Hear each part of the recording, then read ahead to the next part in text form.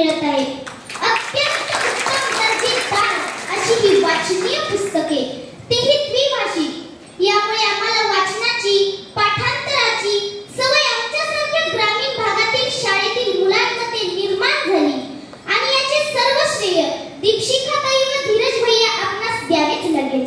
आपल्या लातूरला आदरणीय विलासरावजी देशमुख साहेब यांचा समृद्ध वारसा लाभलेला आहे. सहकार महर्षी दिलीपरावजी देशमुख साहेब यांनी प्रत्येक क्षेत्रात लातूर जिल्हा समृद्ध करण्यासाठी जाणीवपूर्वक प्रयत्न केला. म्हणूनच आज ग्रामीण भागातील शेतकरी ताटमानेने जीवन जगताना दिसतो आहे. साहेब, रीड लातूर हा उपक्रम आमच्यासारख्या जिल्हा परिषदेत शिकणाऱ्या विद्यार्थ्यांना कायम प्रेरणा देणारा ठरत आहे. 14 ऑगस्टला आदरणीय विलासरावजी देशमुख साहेब यांचा स्मृतिदिन आपण साजरा केला.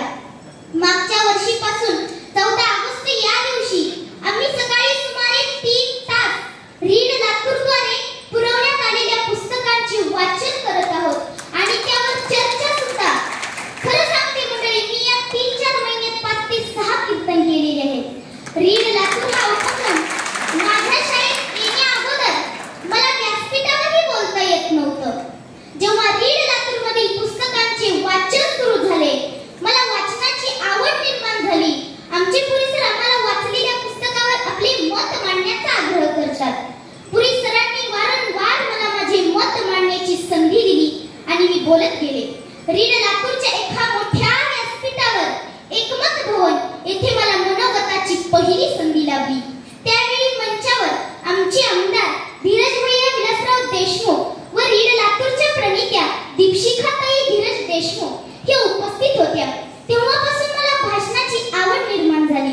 मित्रांनो, गुरु शिष्याचं नातं खूप मोठे आणि आपल्या सर्वांचे गुरुस्थानी आहेत विकासरत्न विलासरावजी देशमुख साहेब. या महान गुरुने संपूर्ण हयातीत आपल्या लातूरला भरभरून देण्याचा प्रयत्न केला आहे. बघा, गुरु शिष्याचं नातं कसं असतं माहितीये का? पहिली आई जन्म देणारी, दुसरी संत मायू किंवा गुरु आई आणि तिसरी देव आई. ही आई जगात एक लाभाने प्रेम करताना मात्र संताबद्दल किती सांगावे. इतके उपकार त्या संताचे आहेत, इतके आहेत इतके की त्याचं मापच नाही. काय सांगू आता संताचे उपकार, काय सांगू आता संताचे उपकार. मज निरंतर जागविता, मज निरंतर जागविता. अशा प्रकारे आपण गुरुचे किंवा संताचे उपकार आपण काढू शकत नाही. म्हणून गुरु तर असा असावा तर शिष्य कसा असावा हे काळीजरी महाराज सांगतात. शिष्य तो ऐसा चाहिए गुरु को सब कुछ दे, गुरु तो ऐसा चाहिए शिष्य को सब कुछ ना ले. अलीकडे गुरु लोभी आणि शिष्य कंजूस. एक गुरु ज्या शिष्याच्या गावी गेले, त्या गावी गेल्यानंतर त्या गावातील सर्व शिष्य आपल्या गुरुजींना आपल्या घरी न्यायचे, गुरुजींची पूजा करायचे, गुरुजींना दक्षिणा द्यायचे. मग असंच गुरुजी एका विद्यार्थ्याच्या घरी निघाले. तो विद्यार्थी बोलवाया आला नव्हता, पण गुरुजी त्याच्याकडे निघाले होते.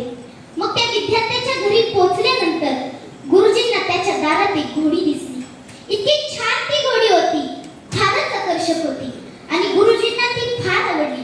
पण ती मागायची कशी? गुरुजींना असं व्हायला लागलं की मागू का नको, मागू का नको, मागू का नको. जर मागितलं तर अपमान होईल आणि नाही मागितलं तर पाहिजे. म्हणजे कोंडू कोंडू धरीन जीव आणि देह भावे पुंजीला. मग गुरुजींना एक युक्ती सुचली. त्याने अंगात आणायचं ठरवलं आणि गुरुजी घुमू लागले. गुरुजी काय म्हणून घुमू लागले? गुरुजी असं म्हणून घुमू लागले की घोडी,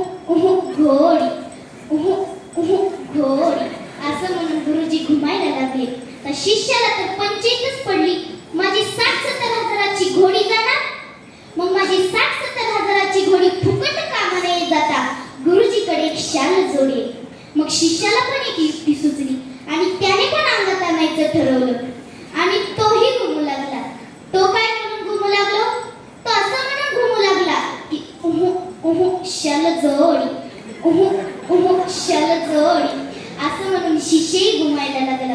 आता गुरुजीलाच पंचायत ह्याच्या घोड्याच्या किमतीच्या दुप्पट किमतीची जोडी आहे आणि ती जाणार. लगेच गुरुजींनी मंत्र फिरवला, तुझं तुला माझी मला, तुझं तुला माझी मला. अशा प्रकारे गुरु शिष्याचा उद्धार करणार नाही म्हणून तुकोपर येईल करीला भावी न प्रीती हेच उदाहरण काढलेलं आहे. पण मित्रांनो, आपल्याला आपल्या गुरुजींना काहीच द्यायचे नाही, तर मग गुरुदक्षिणा म्हणून काहीतरी द्यावेच लागेल. तर मग काय द्यायची बरे? तर आपण आपले नातेवाईक, आपले मित्र या सर्वांनी मिळून साहेबांच्या विचारांना नेहमीच पाठिंबा देत आपली गुरुदक्षिणा देऊया, हीच माझी विनम्र प्रार्थना. दिल्लीचे ही तख्त राखितो महाराष्ट्र माझा. होय, मी विषयांतर करत आहे, परंतु ते गरजेचेही आहे. येणाऱ्या